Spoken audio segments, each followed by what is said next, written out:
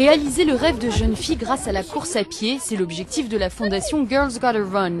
En Éthiopie, la course est le sport national. Cette fondation propose à de jeunes filles entre 11 et 15 ans des bourses d'athlétisme.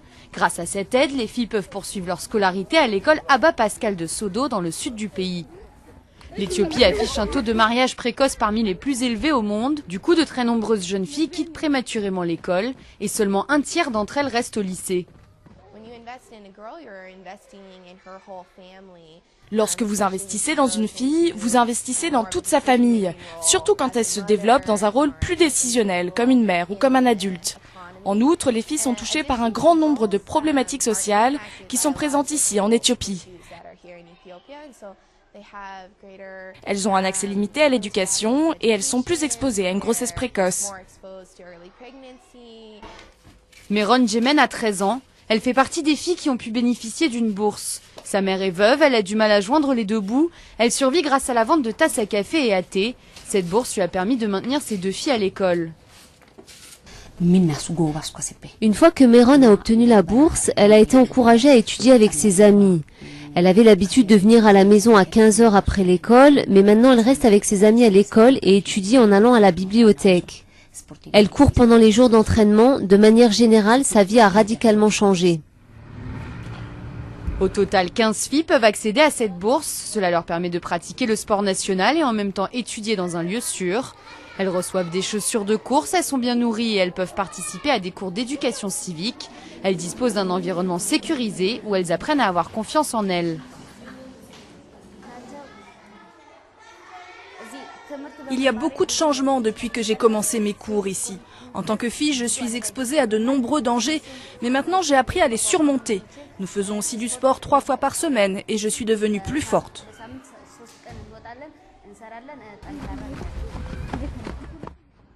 Meron ne rêve pas de grandes compétitions sportives, mais espère pouvoir aller au lycée et pourquoi pas un jour devenir médecin.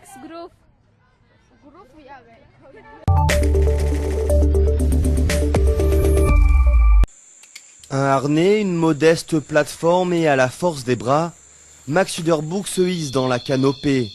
C'est là, au cœur de la forêt équatoriale, dans l'est du Gabon, que ce photographe a installé son poste d'observation.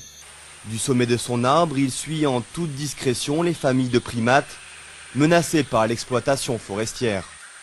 Le but de ce programme de préservation des gorilles et des clairières, plus particulièrement, c'est de travailler en collaboration avec les forestiers pour mettre ces zones un peu sous protection et sous surveillance plus particulièrement. Avec l'association qu'il a créée en 2008, Bambida Gorilla Project, Max a lancé un programme de préservation des gorilles. Au Gabon, le bois est l'une des principales richesses et une grande partie du territoire est morcelée en permis forestiers. La chasse, le bruit des machines, les arbres qui tombent et les routes qui se construisent au milieu de la forêt, cohabiter avec l'homme n'est pas chose facile. Si on ne protège pas les gorilles, bien sûr, ils risquent de disparaître, mais les premières menaces sont le braconnage pour la viande et les maladies qui affectent les gorilles. Bon, ça peut être Ebola, ça peut être d'autres maladies moins graves. Dans cette exploitation forestière de 600 000 hectares, la compagnie équatoriale des bois respecte des critères stricts d'aménagement durable. Mais préserver la biodiversité doit aller de pair avec la rentabilité économique. On ne peut pas mettre l'entièreté de la forêt en protection, il faut que les gens vivent de la forêt. Et les compagnies forestières font vivre une grande quantité de communautés. Si elle est bien gérée, le travail de Max a permis de montrer que bien géré, on peut maintenir une vie animale et des écosystèmes dans un état qui permettent la survie d'espèces très sensibles comme le gorille. Max lui veut aller plus loin. Il espère convaincre les forestiers de créer un sanctuaire inviolable pour empêcher toute exploitation future dans les clairières à gorilles et permettre à ces protégés de vivre en paix une fois. Symbole national de l'Éthiopie, le lion est aujourd'hui devenu une icône culturelle. Dans la capitale Addis Abeba, on trouve des statues du roi des animaux partout. Sa gueule orne la monnaie nationale et Bob Marley a même chanté le lion de Juda en référence à l'ancien empereur du pays. De nombreux Éthiopiens sont même persuadés que le félin que l'on trouve ici n'est pas comme les autres. Ces deux lions derrière moi, on les appelle des lions d'Abyssinie. Ils ont un trait physique qui se traduit par une grande crinière noire que vous ne trouvez pas dans bon nombre de régions en dehors de la Corne de l'Afrique. Et c'est devenu un signe très distinctif, en Éthiopie en particulier, et une grande source de fierté. C'est vraiment une icône. Mais la rareté de ces lions à la crinière noire en fait des animaux convoités. Le zoo d'Addis Abeba est l'un des seuls endroits où l'on peut les observer. 14 spécimens s'y entassent dans des cages en béton exigu. Ce n'est pas la chose à faire car à Born Free, nous pensons que les animaux sauvages sont faits pour la vie sauvage et pas pour rester dans une cage chez quelqu'un ni pour être un animal de compagnie. Tous les animaux sauvages devraient vivre en liberté. Le sanctuaire naturel mis en place par la fondation Born Free à l'extérieur de la capitale a pour but de prendre soin des lions maltraités au cours de leur captivité. Contrairement aux autres animaux qui sont remis en liberté une fois qu'ils ont été soignés dans le centre, les lions y restent toute leur vie, pour éviter tout accident.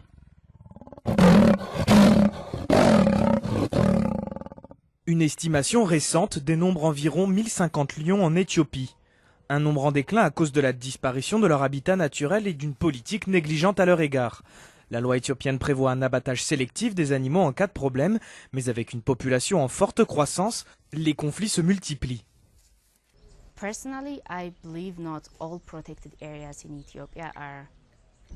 Personnellement, je ne pense pas que toutes les zones protégées d'Éthiopie le soient suffisamment, car vous pouvez avoir des gens qui habitent dans le parc pendant la moitié de l'année, ou des bergers qui viennent de temps à autre pour faire paître leurs troupeaux. Et les lions, eux, peuvent se nourrir de ce bétail, et cela provoque des conflits. Et ces conflits, s'ils ne sont pas rationalisés et contrôlés, peuvent mener à une persécution des lions.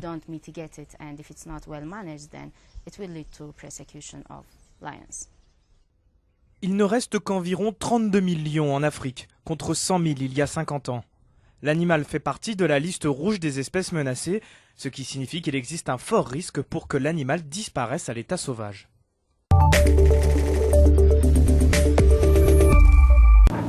Patrouille de la marine tunisienne au large de la côte sud du pays. Nous sommes ici à quelques kilomètres de la Libye. Le lieutenant Mossad Abichou scrute les eaux avec son équipe à la recherche de migrants en détresse. Mais leurs moyens semblent dérisoires. Ce sont parfois même les pêcheurs qui viennent au secours des naufragés. Ce n'est pas normal que dans certains cas ce soient nos frères pêcheurs qui interceptent les migrants parce qu'ils sont plus nombreux. Ils ont des centaines de bateaux dans les eaux internationales.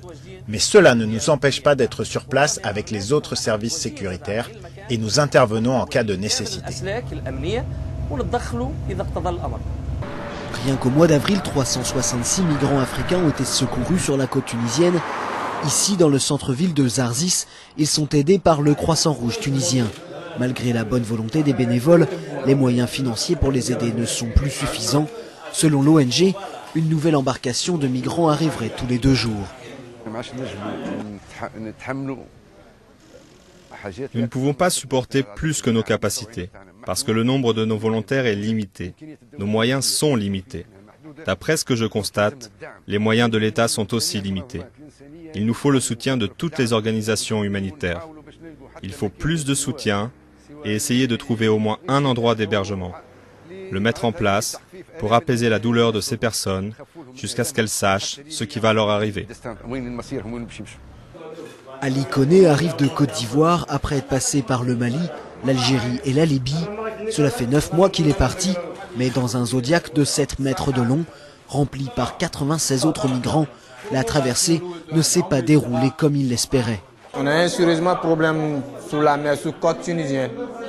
Lorsqu'on a traversé côte libyenne, après maintenant on était sur côte tunisienne, tout a basculé là-bas. Zodiac a percé, ça a commencé à se dégonfler, on a vu les bâtons des pêcheurs, et puis on les a appelés, et puis ils sont venus nous sauver. Loin d'être découragés, la plupart retenteront la traversée vers l'Europe, d'autant qu'avec l'arrivée de l'été, les eaux de la Grande Bleue sont réputées plus calmes. En 2014, selon les données de l'Agence européenne de contrôle des frontières de l'UE, plus de 220 000 migrants sont entrés dans l'Union européenne par la Méditerranée.